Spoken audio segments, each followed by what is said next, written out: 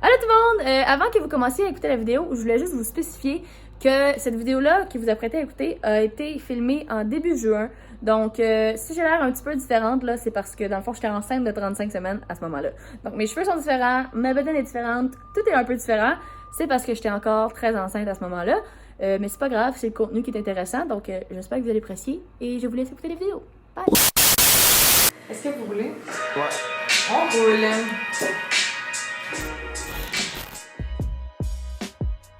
Fait que la chanson Take Control, en gros, ça parle d'une relation, puis ça parle, la personne qui chante, qui se trouve être moi, dit que ressent un peu la personne, l'autre côté, déconnectée dans la relation, puis elle sent que la personne est distante, puis c'est juste une chanson qui parle de moi qui ressent cette personne un peu éloignée et déconnectée.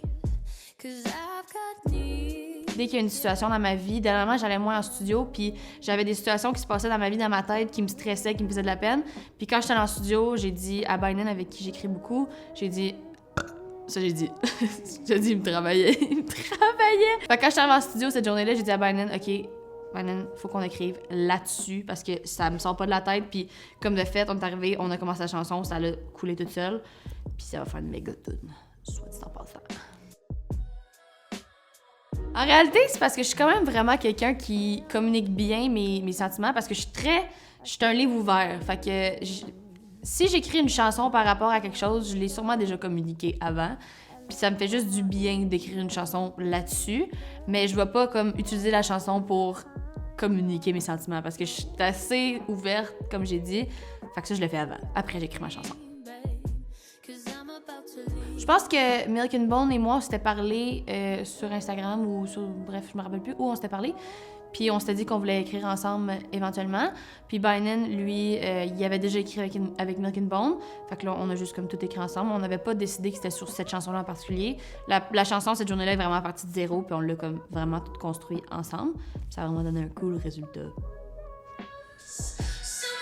Take control. C'est vraiment le fun de travailler avec Biden parce qu'il me laisse beaucoup de liberté tout en mettant beaucoup d'idées dans les chansons. Il est très, très bon dans ce qu'il fait que j'y fais beaucoup confiance. Mais il y a un style assez précis, un style plus pop. Fait que il y a d'autres chansons qu'on a écrites qui sont plus acoustiques, qui sont plus des chansons de voix. Fait que dans ces cas-là, il me laisse plus de liberté. Mais dans Take Control, il a vraiment amené la tune à un endroit que je voulais exactement qu'elle soit. Je pense que mes paroles préférées dans la chanson, c'est Searching for you, searching for who. C'était vraiment fort comme parole. Puis j'aime bien la place aussi où sont placées dans la chanson. Ça dépend parce que d'un côté, la communication peut être tellement plus facile avec les réseaux sociaux parce que tu as accès à la personne peu importe où, dans un certain sens. Comme quand on était jeunes puis qu'on s'en allait au parc puis que nos parents ne pouvaient pas nous appeler, ben aujourd'hui, ils peuvent t'appeler de même, ils peuvent te localiser, tu sais. Dans le sens que tu peux communiquer avec une personne beaucoup plus facilement qu'il y a quelques années.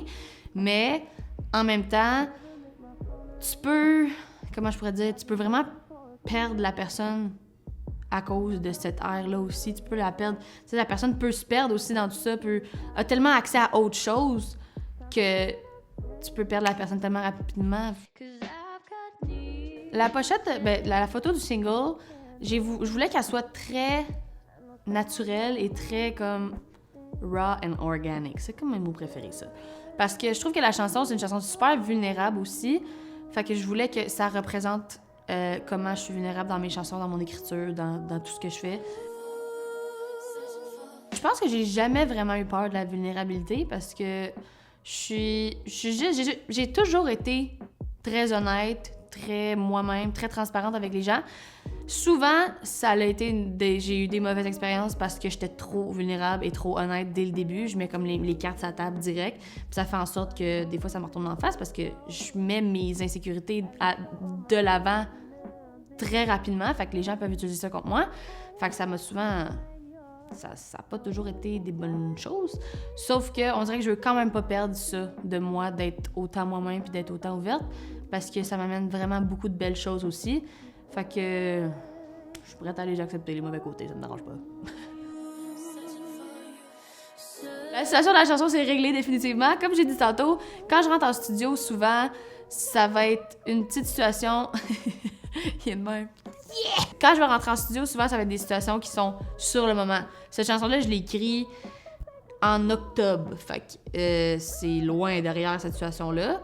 Puis, mais ça peut quand même, ce qui est fun dans la musique, c'est que tu peux quand même écouter une chanson puis relate avec tout plein de situations différentes. Puis c'est ça que j'ai envie de faire. J'ai envie que les gens écoutent ma musique puis qu'ils soient capables de relate par rapport à leur situation personnelle, qui est pas nécessairement la même que la mienne. Fait que oui, moi c'est réglé, mais ça peut... En fait, je peux associer cette chanson-là à d'autres situations de ma vie qui se passent aujourd'hui, tu sais.